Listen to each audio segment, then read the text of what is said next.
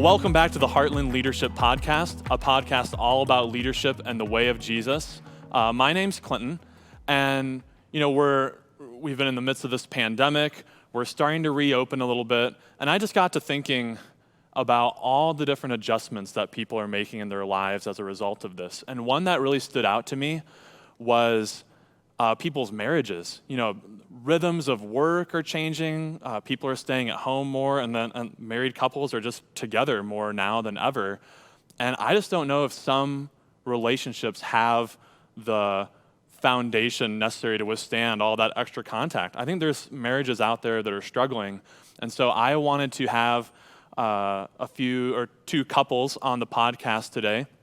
So first, my wife, Sara. We've been married for almost 9 years. We have 3 kids, Hannah, Luke, and Jack. They're 6, 5, and almost 2. And then we also have... I'm Dave, and this is my wife. Hi. I'm Dave, and this is my wife. Hi, I'm Melody. And we have 2 boys. Josh is, how old is Josh? 25, and Tyler's 23. Yeah. So before we dive into some questions, I just want to hear quickly how each of the couples met. So, and why did you decide to get married to each other?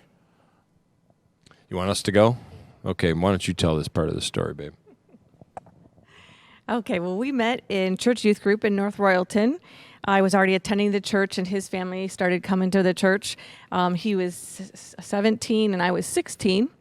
Wow. And we hated each other for many years. Pretty much.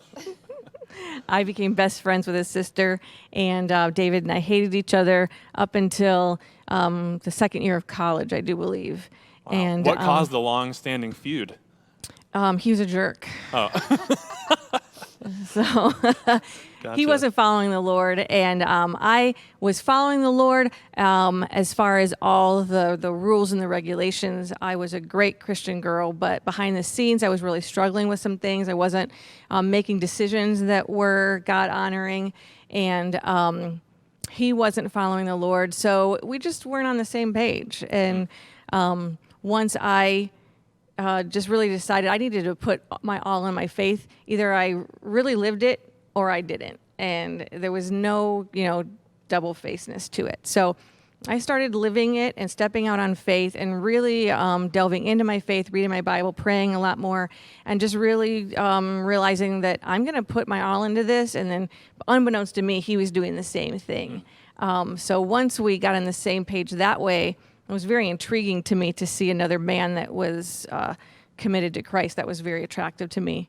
So you probably did you notice a big shift in his life? You said jerk Yes. earlier, and then there was a transition Yeah. at some point to a kind man.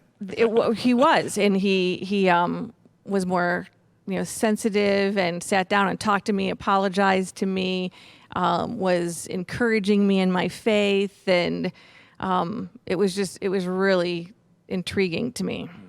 And Well done, all great tactics to woo the lady. Yeah, he needs to add. Did you notice how many times she put the emphasis on hated, jerk? There were several times, and all of it was true. Yeah. But then the Holy Spirit, I think, got a hold of both of us. Right. But I think that's what's formed a foundation for our marriage, is we saw the worst of each other before we were even a thing, even boyfriend or girlfriend or whatever we called it at the time. We literally hated each other. Melody didn't take communion for 6 months because she knew that we weren't in a good place. So her heart, I think we were plotting each other's deaths a couple of times. Literally. So it was really cool to see how God got a hold of both of us, and the Holy Spirit started to change our hearts for sure. Well, thanks for sharing that. Do you want to tell a little bit of our tale? Yeah. So Clinton and I met in college. We went to Kent State University. We lived in the honors dorms, which were co-ed. So my parents were helping me move in a week early because I had gotten a job on campus, and Clinton had already moved in because he was there for summer classes. And so he walks into my room and he says, "Hi, my name's Clinton. I'm your new roommate." And my dad was like, "The hell you are." And so my dad's really protective of me, obviously. I'm the only girl. I have 3 older brothers. And so Clinton was just so embarrassed. Realizing my error, I was hallmate, dorm friend, I'm out of here. So Like I you ran. said that right in front of her father. Yeah. Oh. I misspoke. I wasn't trying to Oh, come sure on to you her. did. Sure you did. So I scampered away to my room and didn't emerge for another week, just playing Halo. So out of we were the embarrassment. only 2 people on the floor for a whole week, and I didn't see him one time. He was just holed up in there. He was so embarrassed. He was afraid of your dad. Probably. So we became really good friends, and we realized we had romantic feelings for one another. And we kind of counted the cost of dating because we were such good friends. We're like, if this doesn't work out, it's totally going to ruin our friendship. So at one point, Clinton kind of pumped the brakes on it all and said, like, let's just be friends. And I told him, that's okay. I know we'll get married one day. And I have this huge Facebook post of her promising that we're going to be married one day. I'm like, I was oh convinced. my goodness. Wow. I was convinced I'd heard from the Lord that we would be married one day. What did your dad think when you brought him home? So luckily my dad doesn't have that great of a memory because he kind of forgot who that guy was and my mom and I just didn't tell him that was the same guy. That's an answer to prayer. So, yeah. And at the time, I was still pursuing medicine, pre-med, so that didn't hurt either. Yeah. So you were a little more attractive than It's a little bit pastor more of of a an church. eligible- Right, yeah. Yeah, absolutely. So, Yeah, just how do we meet, and we ended up, eventually getting married. Any more of the story you want to share?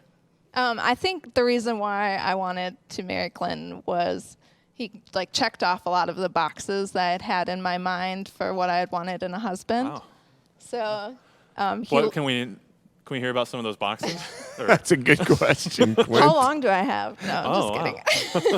Look at all this flattery. What was something that I really loved about him was that he loved God. He was always seeking the truth. He is a leader. He's charismatic. He's tall. He's He's handsome. really funny. There you yes. This is great. There are so many things. Keep it going.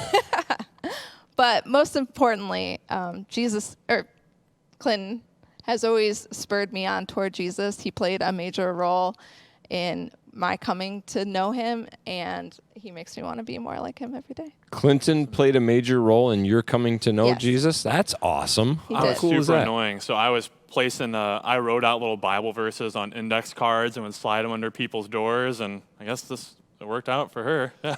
He slid a tract under my door that said, "When you die, where will you spend eternity? Heaven or Wow. hell?" So, How to Find a Mate at Kent State by Clinton. Yeah. I like it. Wow. Rough gospel tracks that was my ticket to success. So what I want to know, so obviously you guys were all married here, and what did you do prior to getting married that you think set you up for success? Were there some practices that you did, or what can you look back to and say, yeah, that was something we did together that built a good foundation? Well, like I said, at that time, Jesus Christ became my best friend.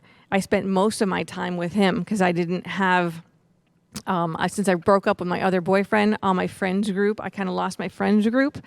And I was going to school full time. I was just recovering from a nervous breakdown. So God and I became really tight. And I saw that in Dave too. Then when he came home from a college away, I saw that in him, and I saw him memorizing scripture and reading the Bible, and we prayed together. And I think with that foundation of Jesus has really made our relationship stronger. I think the other thing is we both were praying for God to bring us that person, that we could spend the rest of our life with. And I don't know if we knew that we were each other's answer to prayer. In fact, not at all at first. And it's not always been easy, even since we've been married. You've had to work on it. I mean, there is no perfect marriage, right? But you work on it, you give each other grace and offer forgiveness. And I think prayer and really asking the Holy Spirit to prepare my heart for that person was a super important part of us being where we're at today in our marriage. Yeah, how about you, babe? I would say we were really good friends before. Friends first. Yeah, before we got married, and I think that helped because we spent a lot of time together, and we were kind of like observing how each other would react in different situations. And we also had a lot of tough conversations before we even started dating about our past relationships, about finances, politics, about the commitment of marriage, how we wanted to raise kids, how we wanted to run a household.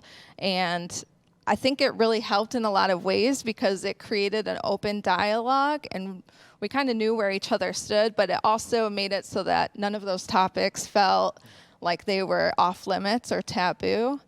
Worldview alignment. Yeah, None of those things would later cause a wedge between us. right. Like, you're a Democrat and I'm Republican or something, and it breaks the house. Would that have been a deal breaker for you if she was one or the I other? plead the fifth. Okay, all right, good. I think you bring up a good point, though, because that's in the same way with us, becoming friends and having difficult conversations. Like that's so important. There was nothing we couldn't talk about. Yeah. Like it was all on the table. In fact, we broke up for a while because there was something that I thought I was trying to shield her from. And in true Melody fashion, she shows up at my house demanding an explanation, and that's when I knew, oh, I love this girl. And we went out and we went deeper in the conversation, and it took our intimacy to a deeper level as well. So you can do all these things to set yourself up for success, and you're feeling these feelings of bliss early on, like meeting that new person, all this excitement, and then the wedding day, oh my goodness. But then real life kicks in. After the honeymoon, you get home and like in our case, like we hadn't lived together beforehand. There's just a lot to work out and to embed lives together. There's just challenging seasons. And so I was just kind of curious if any of you wanted to share about a particularly really challenging season in your marriage and how you work together to overcome that. You know, you bring that up, Clint. I think there's this misnomer that if we live with one another before we're married, we'll try it out or it'll be easier after we're married. And I think it's just the opposite. You know, I think in some ways it sets couples up for more difficult times. Can you explain why that is? Yeah, I mean, I think it's because the way God intended us to get to know one another after we make a commitment to be married and to be together no matter what comes, you know. And I think when you don't make that commitment, you have a way out. Like if something really bad happens, well, I'll just leave. I'll just pack my stuff. And so you're really not all in. And I think God wants you to be all in the good times and the difficult times. And I remember a time in our marriage where I was working real hard at the church. I was trying to build this youth ministry, and it was growing, right? I mean, good things were happening. And I thought, man, this is great. My wife, meanwhile, is at home with young kids and having, starting to raise our family. And I come home one night, and she said, okay, there's either a couple things are going to happen here. Either, what did you say exactly? Either I'm going to take my life, I'm going to have an affair, or I'm just going to leave. And I'm like shocked because I thought things were going so great. Just shows how clueless we as guys can be sometimes. And really what Melody pointed out was I was having an affair with the church. The church was my mistress. And I was spending all my time, all my creative energy there. I was getting all my positive strokes from not all, but a lot of the positive strokes from the church. And how did that make you feel when I was going through that? That was a really rough time. I felt alone. I felt abandoned. I felt that when you have little kids at home, I wasn't the skinniest, most beautiful, most creative. I was exhausted. I needed a helper. I needed my soulmate, and he was. And we weren't a team. We weren't. I was alone at home, and you were always at the church, always doing something. Somebody needed you for something, and you were living off that need to be needed, and then they were giving you positive feedback, and the things were growing, and then our chasm between us. I wasn't really able to be too much in ministry at that point because I had the little kids, and we were in youth ministry, so I really couldn't do too much with the youth ministry. So I just felt separated we got into this together, and we weren't functioning together at that point. And I was finding my identity in what was happening at church instead of my identity as your your helpmate, your husband, your partner, or whatever you want to call it, right? And I think that's where things started to go. But I'm so glad that you called me out on that. It's another thing I just love is that, like, you can't have this mistress called the church. And a lot of people think, well, I'm doing it for God. It was a good thing. But no, like, this is the best thing I have. And I was almost ready to flush that down the toilet. So it was a real defining moment in our lives. Yeah. Well, I think it was really important for me to communicate that and not just, but he should notice how miserable I am. He should notice how hard this is. And I communicated it, and to Dave's credit, he listened. He didn't get defensive, and he's like, well, I'm needed, and start making all these defensive statements and, justifying his actions. He listened. I'm sure he could have said a lot of those things, but he didn't. And Dave is great. He got a yellow legal pad out, and I went into my room, and I was crying, and he started taking, he took notes. He knocked on the door, and he says, this is what I heard you say, wow. and this is what I'm going to do about it. It's true Dave fashion, Right. because even at one of our anniversaries, this was a big mistake. One of our anniversary dinners, I pulled out a yellow legal pad, and I said, okay, how can we really plan to have the best marriage this year? That was the wrong time. So how do you see the next 10 years? Yeah. I'm like, well, you did it on vacation this weekend. Let's move on. So how do the you legal like, pads How do away. you like your life? What could we do differently? I'm like, just shut up and eat your chicken.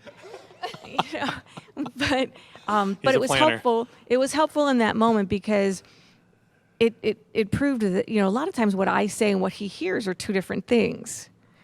So he wanted to make sure, this is what I heard you say. Is this correct? Was I paying attention? And this is what I'm going to do about it. So he had a plan, and he executed that plan immediately, which validated my position and my feelings and already made me feel better right there. Did he get it right every single time after that? Well, no, but we worked as a team. And the thing is both of us had to change. It's not just him. I had to change as well. Let me just say one more thing. And I gave Melody the trump card at that point. And I literally mean it. Like, if at any time she goes, no, I'm done with ministry. I'm done with the church being your mistress. It's happening again. She can cash that card in and we're out. Like, even today, like, if she were to say that, we're out. Because the church and what I do for my vocation, no matter if you work for the church or not, it's not the most important thing in my life.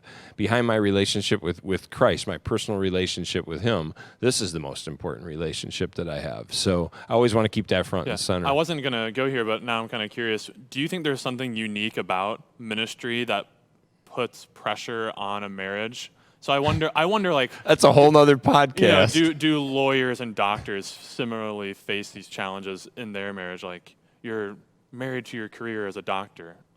Maybe. I happens. think there's a lot of that, but I think there's probably special circumstances for lawyers and for doctors and for pastors. Living a little bit your life in a fishbowl and having everybody watching, doing it for God. A lot of people, they equate that, that whole spiritual part of it, and so it can be really, really challenging at times, for sure.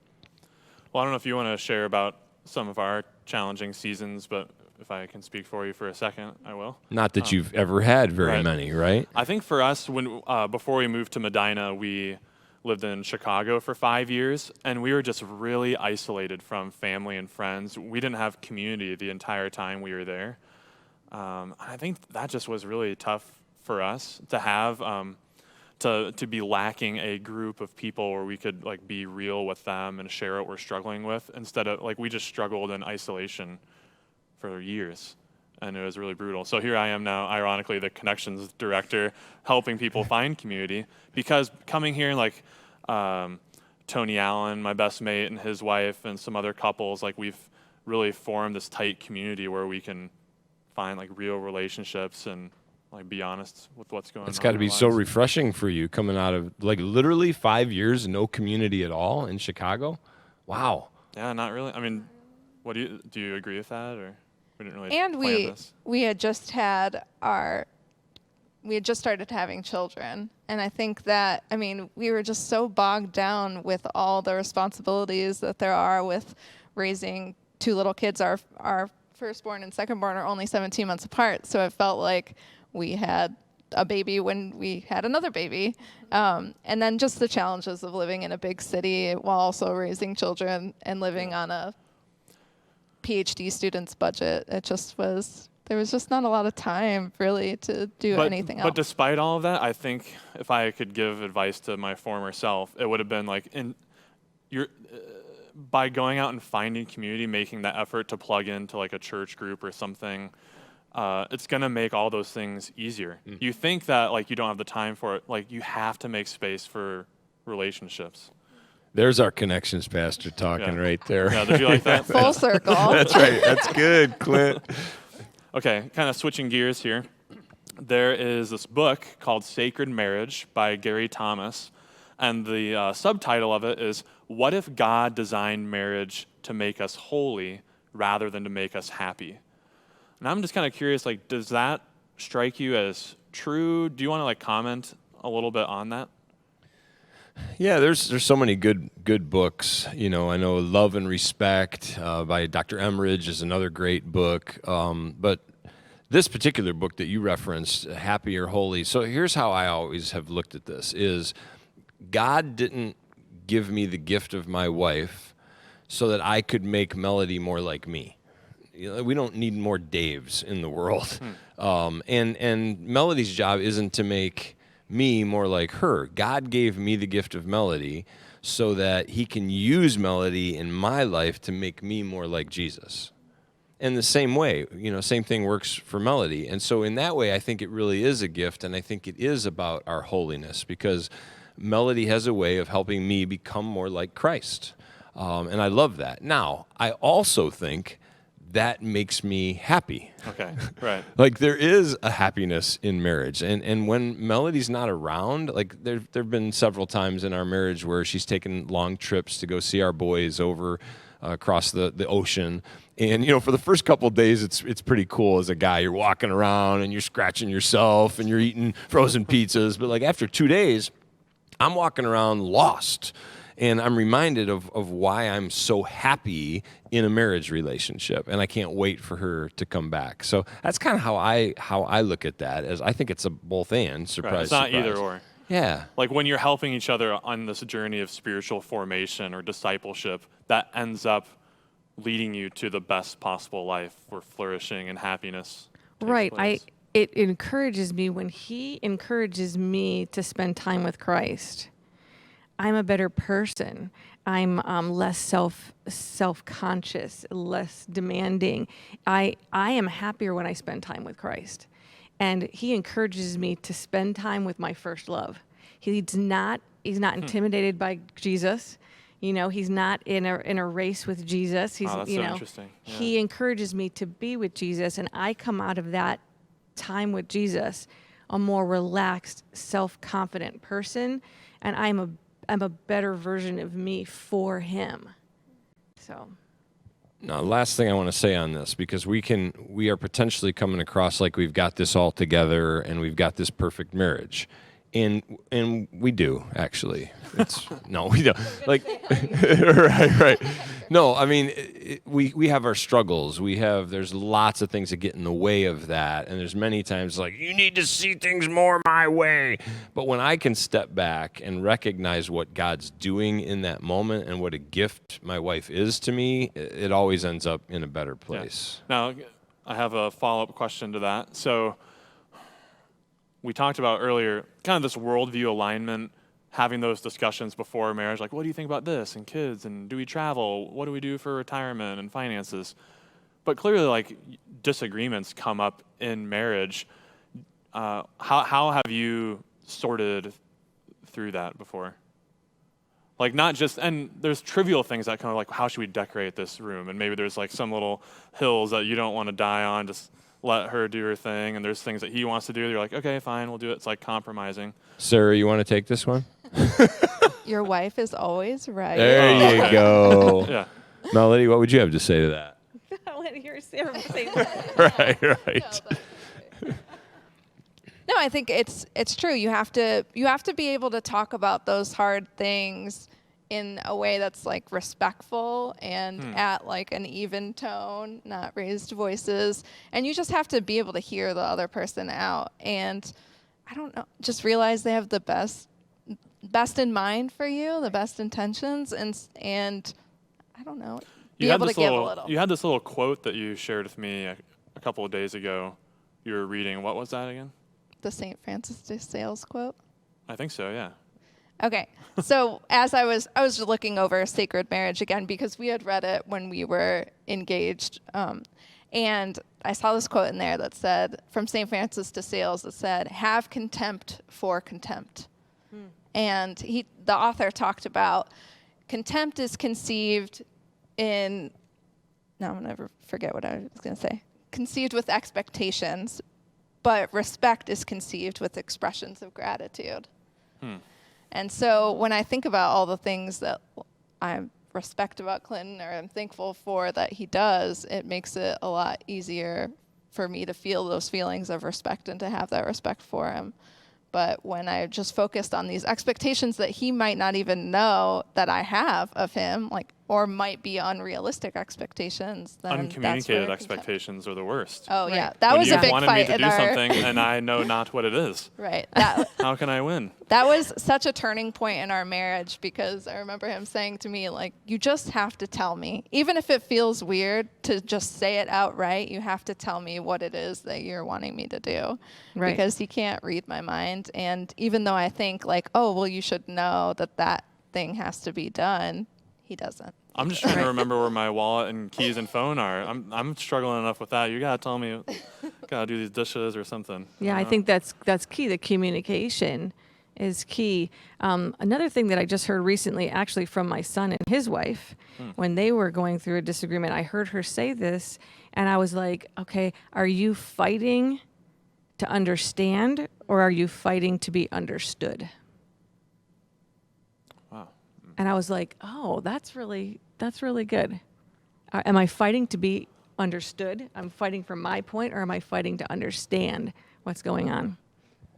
And conflict resolution means refusing to win, because when one of you wins, you both lose. You know what I mean? It's not about winning. It's about how can we come to a compromise.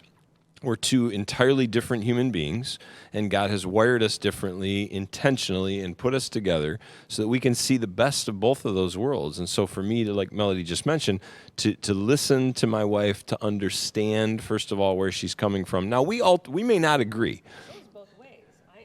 It goes both ways. It's not just you have to understand me and my way and then conform to my way. And it goes both ways. I have to understand where you're coming from. Right, and that can be really difficult work when you feel real strongly about something. And there's been times when we've had pretty significant disagreements, and then Melody will say the thing that ultimately is like, uh-oh, here we go, I know what's coming. Can I get an example of an actual disagreement? Maybe moving your family across country to take a different job. Right. 2 little boys at the time. What does that look like? And Melody will ultimately say something, I don't know if you want to say it, but say something like, you know where I stand, and the decision's yours. And this is where I believe in what the Bible talks about, head of the household kind of theology. And that doesn't mean as the husband, as the head of the household, I'm the big man and got to make all the decisions and I'm going to impose my will. It just means that there's a certain function in a marriage relationship that makes it work for the best. And when Melody says, I need you to make that decision, wow, that's tough. I feel oh my gosh, really? I've got to make this decision? What if I make the decision that doesn't work out? But what she's saying is, I need you to make that decision because that's going to bring me peace and serenity in this situation. And whatever you decide, even if I disagree with it, I'm with you. And I've always known that about Melody, which that's a huge responsibility that you have, and I respect that. Yeah, and I think, and I respect the fact that we're able to work that together. It's not always easy. And I haven't always made the right decisions or the best decisions, but she's always stood behind me, respected me, encouraged me, and so that gives me more strength to take that step out and make the next one. And then I help you fix it, and I don't say I told you so. Okay, good point. Yeah. This sounds kind of weird probably, but sometimes we'll get into an argument, and I'm just furious. I'm so angry. I usually express that by retreating and hiding away in my basement or something. But when I reflect on what I love about the like institution of marriage is how just that level of commitment, like we've bound our lives together. Like I made promises to you that like through thick and thin or whatever, I ended up saying that one day back then, that like, yeah, we're bringing our lives together. So like I'll come to my senses a couple of minutes later, like, this doesn't do anything. Like we're bound together and this is for life. This is pointless for me to just be stewing down here. Like I need to go get resolution. We need to come together and make it right. Was thick and thin part of your vows? Is that really? For better, for That's worse. right. That's right. Whatever He just repeated whatever was said, That's you right. know? And the funny thing is, you're saying that is, I didn't just make a commitment to Melody, and I think a lot of people miss this, but I also took a vow before my God. And I know like these days people just cast that aside, and I'm sure there's some reasons why that, at times we need to break our vows, and there's all kind of stories out there. Trust me, I've heard most of them. But for me, I'm just saying for me personally, that vow wasn't just to commit my life to my wife. That vow was to commit myself to God and to present my wife to him one day as holy and hopefully more like him. And that's an incredible privilege that I have as a husband to be able to do that.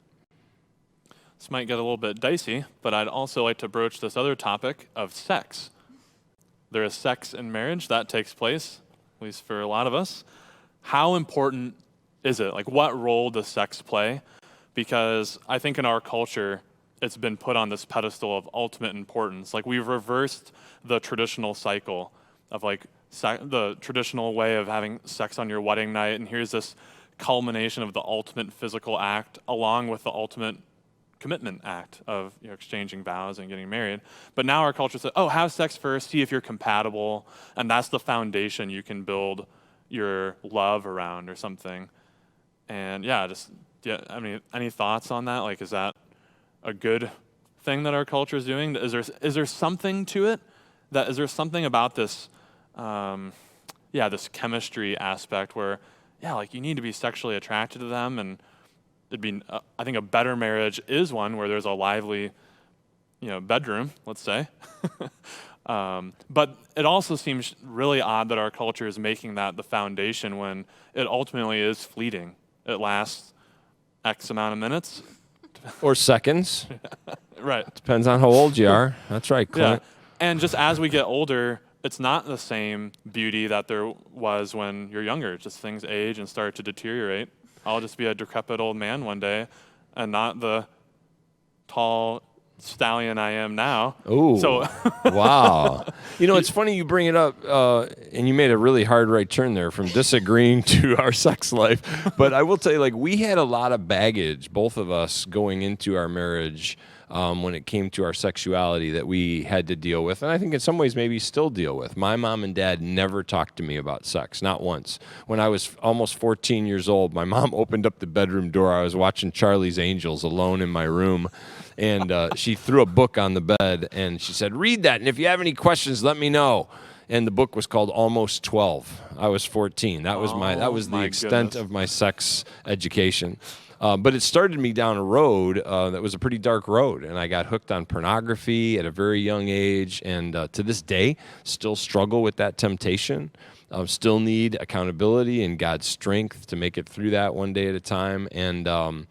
And so I brought that baggage into our marriage. All those ghosts, what I call ghosts of pornography, all those expectations of what I thought sex was like, because that's all I had to learn from, And so then Melody got handed some really great advice on the night before our wedding night. You want to share a little bit about that? And this is the baggage that we brought into our marriage. Well, my mom never talked to me about anything like that. And the morning of my wedding, as I'm packing what contraceptives that I have researched that I wanted to use, she says, just lay back and just wait for it to be over. Oh. That was my that's so that was my sad. sex advice. So then I was like, oh man, what am I getting myself into? But So since then, and even with some sexual abuse in our background as a couple, we've had to work through some tough stuff, and it's been incredible. That's what I was going to say. We've helped each other walk through this, and so I mean, I've gone on record before to say this, like, we love having sex, and Sure. we think you should have it very often. Those are some of my favorite moments. Some of my favorite moments, right? and yet, what you just talked about earlier, like, if you're not on the same page, if you're in the middle of a disagreement or a conflict, sex is not the same. Like, it might be a physical act of sex, but it's not that deep, intimate union that God intended it to be. Because even in that closest, most intimate union between a man and a woman, that's a picture of our intimacy and our union with God, of what that's supposed to be like. And when you're together and you've got the conflict resolved, man, it is a fantastic moment then to celebrate that physically through the sex act as a couple. I think too, then following back with it's important for me to have my relationship with Christ on solid footing and maybe be spending time with him, because like I said, then I am a more confident person. I am more loving. I'm more receptive. I'm more expressive, even in the bedroom, because I'm living out of who God made me to be, out of that relationship with Christ. And I'm a better person all around when I have that solid foundation. And then I'm going to let you go, Sarah, here. So get ready. This is the hard turn. But I would say this: like, a lot of people have asked us in the past, because we're pretty open, and I just decided at a very young age I wanted to use the struggle and the temptation that I've had my whole life to help other people. And many people have come and asked Melody, well, how do you deal with that? How do you deal with a husband who has struggled and is tempted by pornography? Like, what does that look like? Especially a husband who's in ministry. And what's always been amazing is that we've been able to talk about that together, and that Melody doesn't freak out. I also don't tell Melody every time I struggle with a lustful thought. I have accountability partners that I struggle with, because I think that's that I share with, because I think I need to protect my wife from some of those things. And you don't want to be struggling with the accountability that's partner. true. You don't. You Although probably need to pick a new partner. Sometimes you do, but you know, she doesn't freak out and go, "Don't you ever say that to me again. Don't tell me that you struggle with that again, or I'm out of here." That happened early on in our marriage, and I just said, well, then, okay, we might as well leave and be done with this then today. Because if you can't learn to forgive me and I can't learn to forgive you, then the whole Christianity thing is a bunch of BS. And we might as well just put an end to it. We might as well get divorced. But if we can learn, and that doesn't give us the freedom to sin and just do our own thing, but it does give us the ability to have grace for one another, to forgive one another, to love one another. And we've seen that intimacy deepen as what did you say, pray for each other? Yeah, pray for one another and help along the journey. I struggle a lot of times with gossip or negative thinking or worry, and I just can't stop that just like that, and he can't stop his sin just like that. It comes upon you, and then you have to make that decision, and sometimes you decide poorly. But as a life partner, I want to then help pick him up and help him start walking again. And we're walking in the same direction, and someday we're going to arrive at the gates of heaven together, because we're in it together.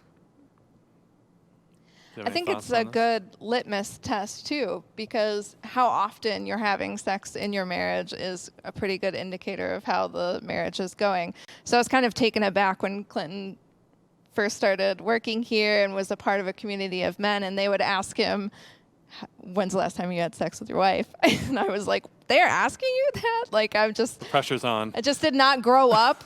Well, guys talk about it all the time, and what I'm finding out is, like, women do not. No, like I said to Melody, do you girls talk about sex together? No. Never. Like, what? That's all we talk about when we're together as guys. Sorry, Sarah, I just had to add that. No, but I think it really is true. Like, when we're disagreeing or arguing, like, the odds of that happening are pretty low, to be honest. But if we're communicating and being open, then odds of that happening are pretty high. And how you mentioned this, so I want to ask it. Sorry, I'm not the interviewer, but no, if you can judge, how often is often enough? Like, when the marriage is going good. Oh, I can't wait to hear this, because I'm going to hold you to it. Oh my God. Well, I think at this time in our lives, when our kids are a little bit older, a couple times a week, I think the goal is daily, but that's not The realistic. goal is daily. I don't know. You'd probably Wow. say that, right? Did you hear that, honey? The goal is daily. Goals are not to Loftier be met. than others. Some goals. Yeah. But Man, when our kids were, when we just had babies, you're all wrapped up in that, and it's a little bit harder. But I think that making it a priority is important too. Yeah, I know we're making light of it a little bit, but I do get this question quite often and seriously, because I think a couple, 3-4 times a week is good. But I talk to some people that they haven't had sex with their spouse for months and sometimes even years. And in my opinion, if there's something, like maybe there's something physical, there's some physical pain that's getting in the way of that, then you need to go, we need to get you to a doctor, we need to work on this. And if there's something mental that's getting in the way of that, that's keeping you, like you said, from engaging that way sexually, then, man, let's work on that. Yeah. Because otherwise, it kind of plays itself out this way that you aren't able to be intimate together, and then you just start drifting further and further apart. Well, yeah, so what if you have a spouse comes to you and says, yeah, I'm just not interested in having sex with him or her anymore. Like, they're not attractive to me, or I don't want to at all. What do they do? They lack the desire. Yeah, that happens a lot, right? And it's not that if it happens. I get that question a lot, and it breaks my heart, because I try to get them back to it, the time when they felt a love for one another and wanted to express that love for one another. And I want to remind them, guess what? Sex isn't about you. It's not about you satisfying your own needs. It's about you serving and pleasing your spouse. And if you go into it with that attitude rather than what you can get out of it, it changes your perspective on it. And if you're making a commitment to one another that we will be solely each other's sexual partners, I don't think it's fair if one wants to have sex and then the other one doesn't. And I think that quote, have contempt for contempt, don't try to use it as a tool against them, because you'll only end up hurting yourself in the long run. And anyways. I think there's many times that the enemy can work his way in, our spiritual enemy, into our lives that way. And we allow that. We open the door to it. And the Bible does talk about, don't have sex with each other for a time so that you can pray and you can come together, but come together again. It's almost like that's a command. And I'll give this advice to guys, if you're finding that you're not having sex as often as you'd like, maybe your wife isn't initiating it or something. What I've found is not that you're using it as a mow the lawn or else you won't get sex or something. But if I have mowed the lawn and I've done some chores and stuff, you're looking at me like, I like that guy. I like to see a man at work. So man, I think you gotta put in a little bit of work around the house, show yourself to be this capable, good guy, and she'll be interested in you more. I don't know.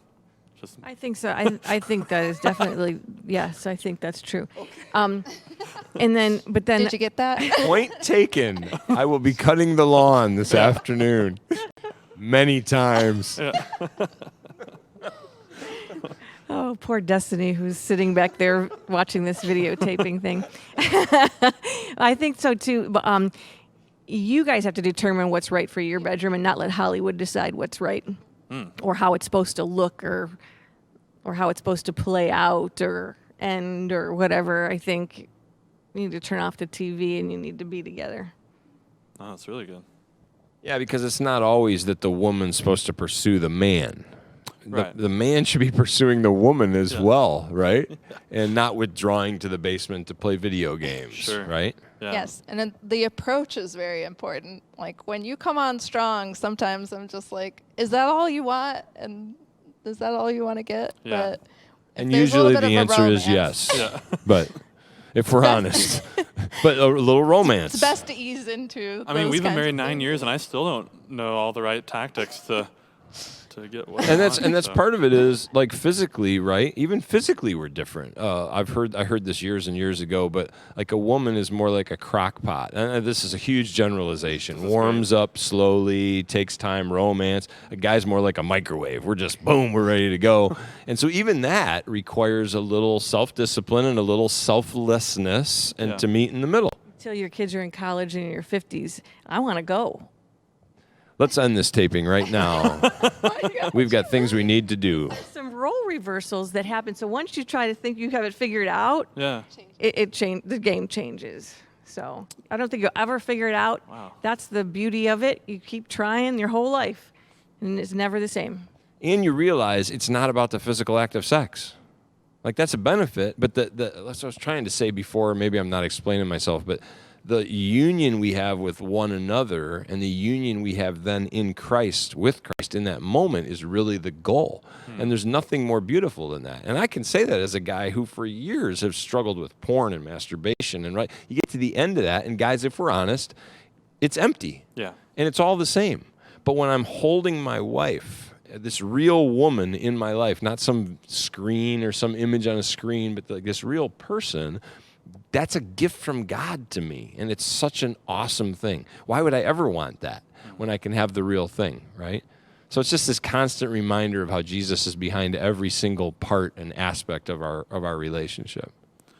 All right, to kind of wind down something a little less spicy, what would be some advice that you guys would give to a younger couple? Like, we're obviously not as down the road as you guys are, but even couples younger than us, what are some pieces of advice? Newlyweds or people thinking about getting married? Any kind of final thoughts on the matter? Yeah, what have you guys learned? I mean, after 9 years of marriage, right? I mean, you would have lots of advice to give to a younger couple. You guys are doing so great at so many aspects. What would you say to a younger couple? I think one of the best pieces of advice I was given was not to keep score, because we're in this, I stay at home and I'm with the kids most of the day, and he has to work, but it can get to the point where it's like, I feel like I'm the only one doing all this stuff having to do with the kids in the household, and that's not fair, because it is a partnership. It does take both of us working towards this goal together, and I think that was the best. It's not how many diapers I did versus how many diapers he did or things like that. We're both working. Right. It just leads to a toxic mindset where you're constantly measuring whether I'm good enough or doing my role well enough. But what you were just sharing that with me this morning, and I made the comment, like, that's so interesting that some of your pieces of advice are really tailored to, like, your personality type and, like, maybe your Enneagram number. Check out the episode 2 of the podcast. We talk all about it. But, like, as a 2, the helper, your kind of cardinal sin is this comparison game. Like, well, you're trying to earn people to help you and love you by loving them. And so, like, oh, I did all these things, now Clinton needs to do all these things to show how much he loves me. And it's like, well, I'm coming from, I have a whole different set of advice I'd give to couples. Like, Right. Mine would be like, okay, put down the bottle, get up out of the basement and be present and just spend time with your family. So I don't think as much about the scorecard thing.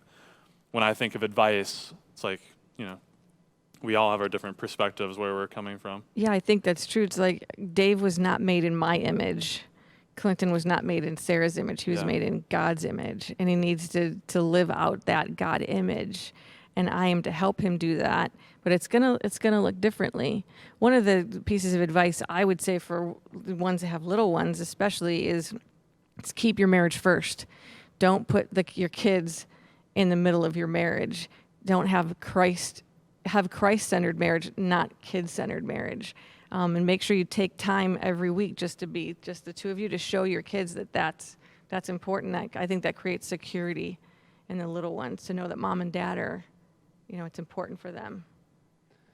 I mean, there's so many things, that I could say and would love to say to this, but a couple of things. There's no perfect marriage.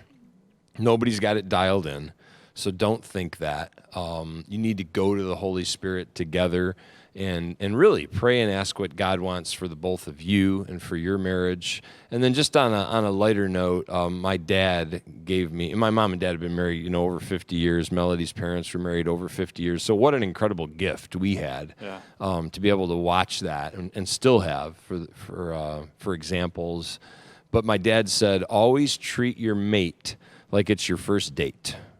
And I like it because it rhymes, and I like it because it sticks with me, but always treat your mate like it's your first date. And my dad, 83 years old, he still opens the car door for my mom. He still serves her and loves her, and it's such a good example that I don't ever want to take my wife for granted.